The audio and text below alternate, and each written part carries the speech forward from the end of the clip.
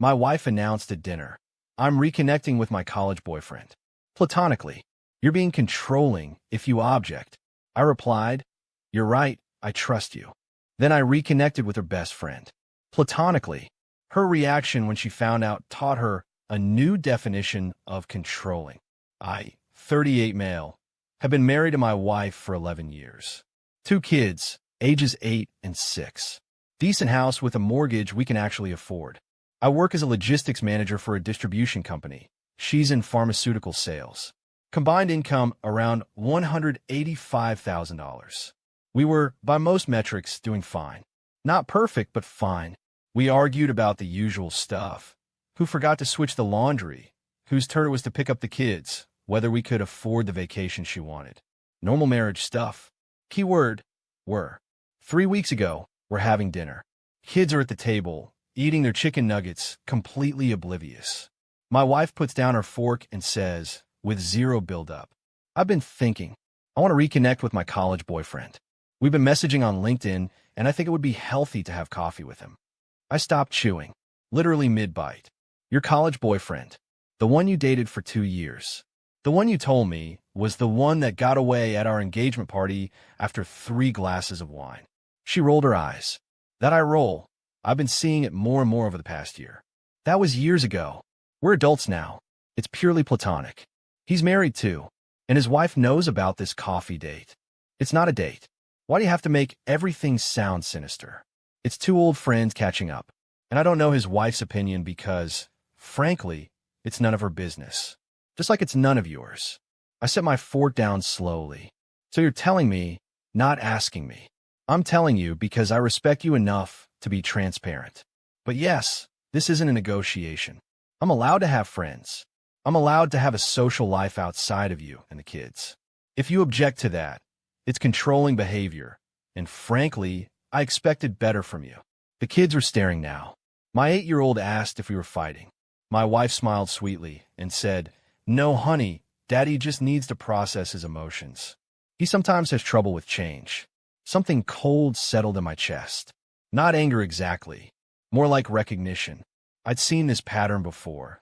The rehearsed speech, the preemptive accusations, the framing that made any objection proof of my inadequacy. She prepared for this conversation. She knew what she wanted and had constructed the entire moral framework to make me the villain if I disagreed. "You're absolutely right," I said. "I trust you completely. Have a great time." She blinked. Clearly wasn't expecting that. Really? Platonic friendships are important. You deserve to maintain connections outside our marriage. I've actually been meaning to reconnect with some old friends myself. She smiled, relieved. Her shoulders dropped from that defensive posture. See? That's the mature response. I knew you'd come around once you thought about it rationally. I smiled back. I always do. What she didn't know was that I'd already started forming a plan. Not revenge exactly. More like an experiment in consistency. If these were really the rules, I wanted to see if they applied equally. See, my wife is a best friend. They've been close since grad school, about 14 years now. This friend is single, attractive, and has always been genuinely warm toward me. Not flirty, just kind. She remembered my birthday, asked about my work, actually listened when I talked. She's come to every birthday party, every holiday dinner. She was in our wedding as maid of honor. Over the years, my wife has made pointed comments about how I should keep my distance from her. Nothing explicit, just little jabs. "You two seem cozy tonight." She laughed a lot at your jokes. Don't get any ideas. She's off limits. I always laughed it off. I had zero interest in anything inappropriate. But the double standard was always there, simmering just below the surface. The day after my wife's announcement, I sent her best friend a message on Instagram. Nothing weird. Just, "Hey, haven't talked one-on-one in a while. Would love to catch up over coffee sometime. Been going through some stuff and could use a friend's perspective." She replied within an hour. "Of course. Is everything okay? You seem stressed lately. I'm free Thursday if that works." Thursday worked perfectly. Update 1, 2 weeks later. A lot has happened. Buckle up. My wife had her platonic coffee with her college ex twice, actually. The first one was supposed to be an hour, just a quick catch-up. She came home 3.5 hours later, glowing, talking about how amazing it was to reconnect, how he's doing so well in his career, how his marriage is complicated, but he's working through it. Red flags everywhere. Complicated marriage is code for looking for an exit, and we all know it. But I kept my mouth shut, just smiled and said, "That's great, honey. I'm glad you had fun." Second coffee happened a week later. This time, she didn't tell me beforehand. I only found out because our daughter mentioned Mommy's friend with a nice car when I asked about her day. Turns out my wife picked her up from school with him in the passenger seat. She introduced our kids to him without so much as a heads up to me. When I asked about it that night, she got defensive immediately. He was in the area. I was picking up the kids anyway. It's not a big deal. Why are you interrogating me? I'm not interrogating. I just asked who he was because our daughter mentioned him. And now you're using our children to spy on me? That's really low. She volunteered the information. I didn't ask leading questions. You're making this into something it's not. This is exactly the controlling behavior I warned you about. I won't be monitored like a teenager. I nodded slowly. You're right. My bad. She looked surprised that I'd backed down so easily, but moved on. Topic closed. Meanwhile, I'd had 3 coffee meetups with her best friend, all completely appropriate. We talked about life, work, her dating struggles, my marriage stress, in vague terms. Nothing physical, nothing romantic, nothing that would raise eyebrows if anyone saw us. Just 2 friends having genuine conversations at a public coffee shop in broad daylight. She was actually helpful. She noticed things about my wife that I've been blind to. She's always needed a lot of attention, she told me once. In grad school, she'd get weird if her boyfriends talked to other women, but she'd flirt constantly and claim it was just her personality. But here's the thing about my wife. She has a network. Her friends talk to each other constantly. And her best friend, being an honest person, mentioned to another mutual friend that she'd been hanging out with my husband lately because he seemed like he needed someone to talk to. That information traveled through the network in about 48 hours. My wife came home from work last Wednesday, absolutely livid. Slammed the door so hard the pictures on the wall rattled. You've been seeing my best friend behind my back. I was on the couch, reading a book. Didn't even look up. Not behind your back. I told you I was reconnecting with old friends. She's my friend, not yours. She's been in our lives for 14 years. I'd say she's both our friend at this point. You're doing this to punish me. This is some kind of sick revenge. Now I looked up, kept my voice calm. Punish you for what? Having platonic coffee with an old friend? I thought that was healthy adult behavior. I thought objecting would be controlling. Her face went through about 6 different expressions in rapid succession. Fury, confusion, realization, denial, more fury. That's different. How? Because he's not your best friend. She's mine. You have no right to just appropriate my friendships. I have no right to have friends? Interesting. When you said that to me 3 weeks ago, you called it controlling behavior. What's the word for it when you say it? She sputtered. Actually sputtered.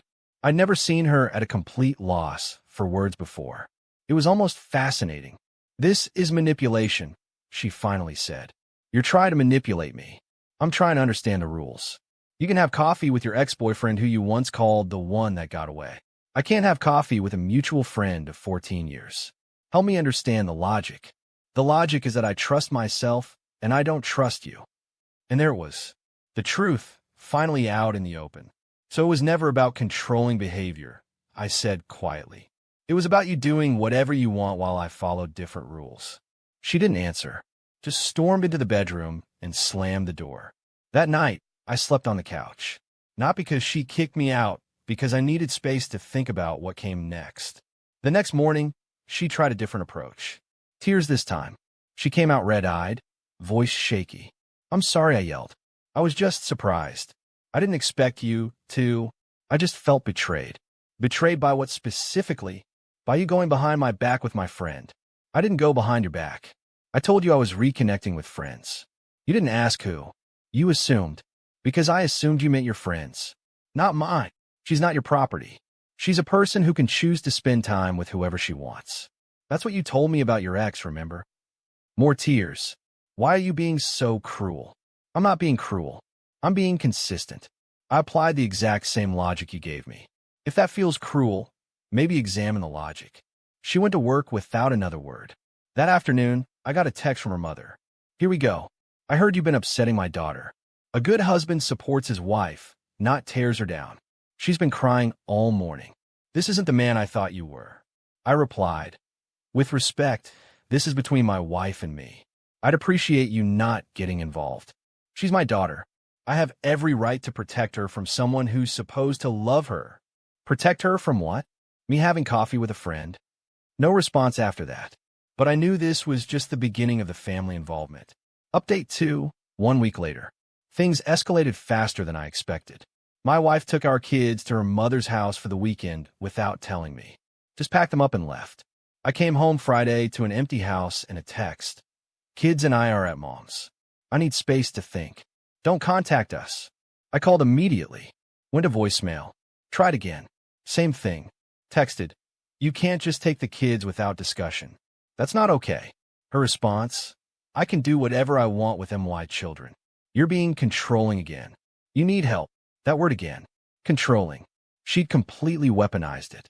Any boundary I set, any objection I raised, any expectation of basic communication, all controlling behavior. It was genius, really. She found a magic word that automatically made her the victim in any disagreement. I called a family lawyer that afternoon, not to file anything, just to understand my rights. Turns out, in our state, either parent can take the kids anywhere during the marriage as long as there's no custody agreement in place. But if she tried to establish residency at her mother's house for an extended period, that could complicate things in a future divorce. The lawyer's advice: document everything. Don't escalate. Let her make the mistakes. Be the reasonable one. So I documented. Screenshots of texts. Timeline of events. Notes on every conversation I could remember. Saturday morning, I got a call from her best friend. She was clearly upset. "Your wife called me last night. She's furious. She said I betrayed her, that I was trying to steal her husband, that our 14-year friendship is completely over. I'm sorry. I genuinely never wanted to cause problems between you two. You didn't cause this. She did." I told her the truth, that we just had coffee, that nothing happened, that I was just being a friend to both of you during a difficult time. She didn't care. She said I picked your side, and that's unforgivable. That's really extreme. That's who she apparently is. I'm seeing a side of her I never knew existed. She was screaming at me on the phone, saying I was a terrible friend, that I'd always secretly wanted you, that I was probably sleeping with you this whole time. 14 years of friendship gone in one phone call, because she didn't like something that inconvenienced her narrative. None of what she accused you of is true. I know, but she doesn't care about truth. She cares about control. It's ironic, isn't it? She kept calling you controlling, but the second something didn't go exactly her way. Ironic word choice indeed. Sunday afternoon, my wife came home with the kids. No warning, no discussion, no apology. Just walked in like nothing had happened, kids trailing behind her looking confused. "Mom helped me realize I was overreacting," she announced. "I'm willing to forgive you for all of this. We can move forward." I was at the kitchen table, working on my laptop. Forgive me for what? For the whole situation. We both made mistakes. Let's just move forward and put it behind us. What mistakes did I make specifically? She hesitated. You went behind my back with my friend. I had coffee with someone I've known for 14 years. You had coffee with your ex-boyfriend you described as the one that got away. You introduced him to our children without telling me. You spent 3.5 hours with him when it was supposed to be 1. Which one is actually behind someone's back? I don't have feelings for him. You told our 8-year-old daughter he had a nice car. You came home glowing after every meeting with him. But my hour-long coffees with a mutual friend at a public coffee shop are the problem? That's different. You keep saying that. It never is. She stood there processing. I could see her cycling through strategies. Which approach would work this time? Tears hadn't worked. Outrage hadn't worked. Maybe threats would work. Her face hardened into something new. Fine, if that's how you want to play this. I want a divorce. I looked at her for a long moment. Search her eyes for any sign of genuine feeling. Just calculation. Okay, that's IT. What did you expect? Begging? You've spent 3 weeks telling me I'm controlling for applying the same standards to myself that you applied to yourself. You took our kids without telling me. You accused your best friend of sleeping with your husband based on zero evidence. You want a divorce? Okay, let's get divorced. She looked genuinely lost, like she'd expected this threat to end the conversation, to bring me to heel. Not to. Start a new chapter. You don't mean that. I absolutely do. I'll call my lawyer tomorrow. We can work out custody, division of assets, all of it. If this is what you want, I won't fight you on it. I didn't. I was just what? Testing me? Manipulating me? Throwing out ultimatums until I cave? That's not how adults handle things. You can't threaten divorce as a power play and then act surprised when I take you seriously. She started crying. Real tears this time, I think. Her whole body shook. I don't want a divorce. I want you to fight for me. I fought for you for 11 years. I'm not going to fight against you for the rest of my life. She went to bed crying. I stayed on the couch again. But something fundamental had shifted. The conversation we'd been avoiding for years had finally happened, and there was no taking it back. The next morning, her mother showed up at 7 a.m., pounding on the door hard enough to wake the kids. "How dare you?" she screamed the second I opened it.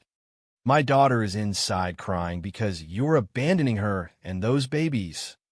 She asked for a divorce. I agreed. How was that abandonment? She didn't mean it. She was upset. A real man would know that and would fight for his family. A real man recognizes when his wife threatens divorce. It's time to take it seriously. "Please leave." "I will not leave until you." "Then I'll call the police for trespassing." "Your choice." She left, but not before promising that I'd regret this and that she'd make sure everyone knows what kind of man you really are. Update 3. 3 weeks later, final update. Here's how everything ended up. My wife didn't file for divorce, but I did. After that conversation, she tried everything in her arsenal. Tears every night for a week. Apologies, though notably never for anything specific. Promises to never talk to him again, her ex. Accusations that I was emotionally abusive for not accepting her apologies. She even tried seduction one night, coming to bed in lingerie she hadn't worn in years. That was honestly insulting. Like our entire marriage could be fixed with one good night. When none of that worked, she changed tactics. She told our kids that Daddy is making Mommy move out. Our daughter came to me, crying, asking why I didn't love Mommy anymore, why I was breaking our family apart. That was the lowest blow, using the children as emotional weapons. I sat both kids down and explained, in age-appropriate terms, that sometimes grown-ups have problems they can't fix, and that both Mommy and Daddy would always love them no matter what. I never blamed their mother, never said anything bad about her, just tried to reassure them that they were loved. Then I called my lawyer and added parental alienation attempt to my documentation file. The divorce filing happened 2 weeks ago. My wife was served at work, which wasn't my choice. That's just how the process server scheduled it. But she acted like I'd publicly humiliated her on purpose, calling me screaming about how everyone in her office saw the papers. She hired her own attorney, someone her mother recommended. First thing they did was file for temporary exclusive use of the marital home, claiming I was creating a hostile environment and that she didn't feel safe. My lawyer countered with all my documentation, her taking the kids without notice, her mother showing up screaming at 7 a.m., her attempts to turn the kids against me, her termination of a 14-year friendship based on nothing. The judge denied her motion. She had to stay in the house with me until a proper hearing. Then came financial discovery.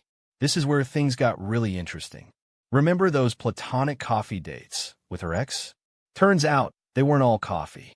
Our credit card statements showed lunches at expensive restaurants, dinners, a spa day at a place that charges $400 for a couple's massage, all on our joint credit card. Over $3,200 in charges to places I'd never heard of in just 2 months. My lawyer asked for an explanation. Her lawyer claimed it was normal friendship expenses and that my client was reaching. My client has receipts showing dinners for 2 at restaurants averaging $180 per meal. Does your client typically spend $180 on a platonic lunch? No answer. And this spa treatment, it's listed as a couple's package. Does your client often get couples massages with platonic friends? Still no answer. The best part?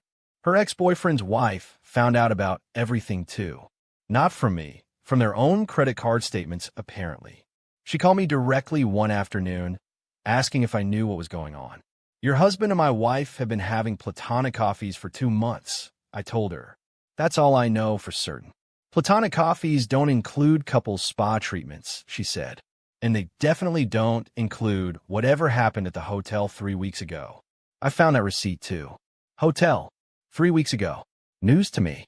I don't know anything about a hotel, I said honestly. Then you should check your statements again. I found on ours. Same night, same place. 2 rooms booked, but only 1 used, from what I can tell. I thanked her for the information and immediately forwarded it to my lawyer. When confronted with this evidence during mediation, my wife finally cracked. Fine. We kissed. Once. But that's IT.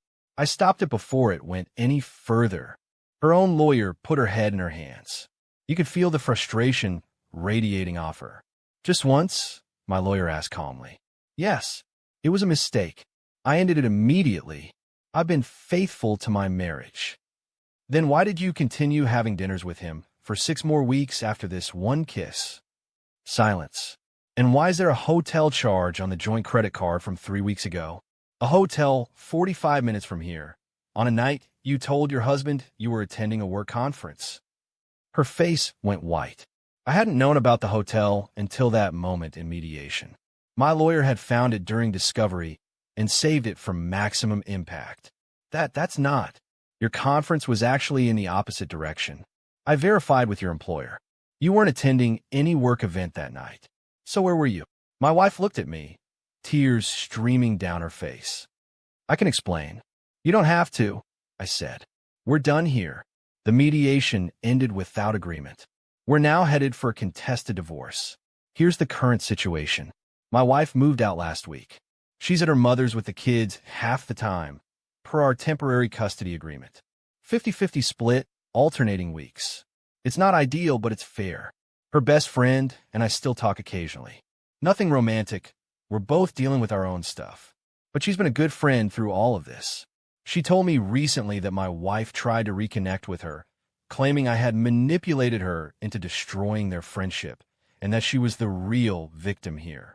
Her best friend didn't buy it. Her ex-boyfriend's wife filed for divorce too. Turns out his complicated marriage was complicated because he'd done this exact thing before with other women. My wife wasn't special. She was just the latest target. When I found that out, I almost felt sorry for her. Almost. Financial-wise, the divorce is going to be expensive. We'll probably have to sell the house and split the equity. I'll lose about 40% of my retirement savings to equitable distribution. That hurts more than I want to admit. 11 years of savings cut nearly in half.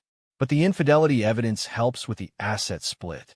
My lawyer says I might get 55/45 instead of 50-50 due to what's called dissipation of marital assets. All those expensive dinners and spa days and the hotel room she charged to her joint account for her affair. It's not huge, but it's something. The custody situation is stable. 50-50, alternating weeks. The kids are adjusting as well as could be expected. Our daughter asked me last week if Mommy and I would ever get back together. I told her I didn't think so, but that we both loved her and her brother very much. She seemed to accept that. My wife still maintains I was controlling throughout our marriage. Still tells anyone who'll listen that I manipulated the situation and that she was the real victim. Her mother backs her up completely. Her sister recently called me a narcissist on social media without naming me directly. Subtle. But most people who actually know both of us have seen through it. The narrative doesn't hold up under scrutiny. When you have to explain why your platonic friendship required a hotel room, people stop believing your story about your controlling husband. Her best friend told me something that stuck with me. She always had different rules for herself. In all the years I knew her, she never saw the double standards. She genuinely believed she was entitled to things other people weren't. That's the whole thing, isn't it? She came to me with a rehearsed speech about platonic friendships and controlling behavior. She knew exactly what words would make me feel like the bad guy for objecting. She'd already decided what she wanted to do and constructed an entire moral framework to justify it. And when I applied that same framework to myself, when I had the audacity to treat her standards as universal rather than special exceptions for her, that was unforgivable. I'm not dating anyone. Not ready for that. The lawyer fees are eating into my savings, and I've got bigger things to worry about than romance. But I'm okay. For the first time in longer than I can remember, I feel like I'm living according to my own values, not constantly adapting to someone else's shifting rules. The divorce will take another 4 or 5 months to finalize. The house goes on the market next week. The kids will adjust to their new normal. What I know now is that I was never controlling. I never was. I was just married to someone who needed to believe I was so she could do whatever she wanted without guilt. Every boundary was controlling. Every expectation was too much. Every standard that applied to me was different when applied to her. She taught me what controlling really meant in her vocabulary. Anyone who expects the rules to apply equally. I'll remember that lesson going forward. That they have. Phthalates. Phthalates is one, bisphenol A is another, and so on. So there are other, and by the way, well, we'll come back to that later. So yes, we can measure those, but measuring microplastics, particularly if we're going to go into your brain or into your testicles, into a woman's placenta, obviously that's much more difficult. So they're not the same, but the microplastics, what they are is the actual pieces of plastic that carry the plasticizers along with them. So they kind of piggyback on. So they do double damage because they carry the chemical harms and they also physically enter the cells, right? So do you remember, I'm sure asbestos you know about, and silicosis. And these were other examples of particles that went into the body and conveyed both chemical harm and physical harm, like inflammation and so on and so forth. So they're all bad, but they're not identical. And what we studied in the Plastic Detox, which is the film, we did not study any microplastics. We studied the plasticizers. So you probably remember, I think I told you last time, well, why should you remember anyway? They're water soluble. And so you remember that? So they go into your urine and then they're pretty easy to measure. So I'm going to give this to you. This is a kit. Open her up, and I'll tell you what it is. Okay. Learn what's inside. All right. It looks like you pee in that? Okay. That's right. Keep going. And there's more stuff in there? Yep. Okay. Something to send it back. Right. And then this looks like biohazard bags. To put your pee in. Pee doesn't kill anybody. and this is, it's got a QR code on it. Say hello to a healthier you. So those are ways to find out ways to lower your exposure. Okay. Yeah. I know a lot of people get these harmful chemicals from drinking coffee, hot liquids, out of paper cups. Yeah, from the paper cups that are lined with, for example, bisphenols. But the coffee itself is made most coffee makers contain a lot of plastic also. So it comes in both the cups and in the device that's making the coffee. We use metal and that's just good. make a French press. Yeah, I do that at home too. I got rid of my plastic coffee machine. Me too. I was thinking about it. I was like, why am I pouring hot water into this plastic thing? Yay! That can't be good. Yeah, and it doesn't taste as good. You're learning. French press tastes better anyway. So here's my suggestion. If you're willing to do this. I am willing to do this. You are. Good, yes. Cool. So not hard. Okay. Pee in the cup, send it in. Then got it. My colleague Genoa and her team will analyze it for not everything in the world, but the bisphenols, the phthalates, and the parabens. Okay. That's what they're going to be adding pesticides soon, and that would be great to have that as well. Then, if you want to go to phase 2, I have some things here that you could swap in your kitchen, and you could go to that QR code and find out other things that you could reduce. And then if you wanted to, we could send you another kit and you could see if your levels changed. Okay. You want to do that? I would love to do that. Yeah.